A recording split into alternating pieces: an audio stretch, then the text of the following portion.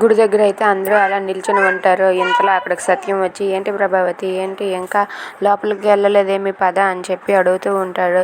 దాంతో ప్రభావతి అయితే రోహిణి ఇంకా రాలేదండి అని చెప్పి అంటుంది. దాంతో అక్కడ ఉన్న బాలు అయితే గోవింద గోవింద, ఇక జీవితంలో వీడికి పెళ్ళైనట్టే, ఆ అమ్మాయి ఎక్కడికో చెక్కేసి ఉంటుందిలే అని చెప్పి అంటూ ఉంటాడు. అది విని ప్రభావతి అయితే, రే నీ నోటి నుంచి మంచి మాటలే రావా అని చెప్పి గట్టిగా అరుస్తూ ఉంటుంది.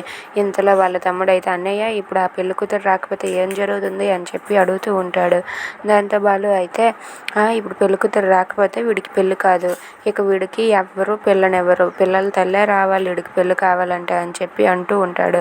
అది విని ప్రభావతి అయితే కోపంతో రగిలిపోతూ ఉంటుంది.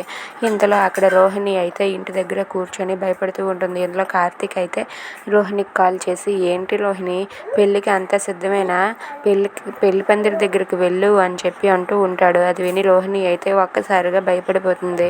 ఇక ఇలా అంటూ ఉంటాడు, ఏంటి నువ్వు కానీ ఇప్పుడు పెళ్ళికి వెళ్తే నీకు అక్కడ బోల్డ్ అని సర్ప్రైజ్లు ప్లాన్ చేశానని చెప్పి అంటూ ఉంటాడు. అది విని రోహిణి అయితే చాలా భయపడిపోతూ ఉంటుంది. ఇక రోహిణి పెళ్ళికి వెళ్తుందా? Thanks for watching friends, please subscribe.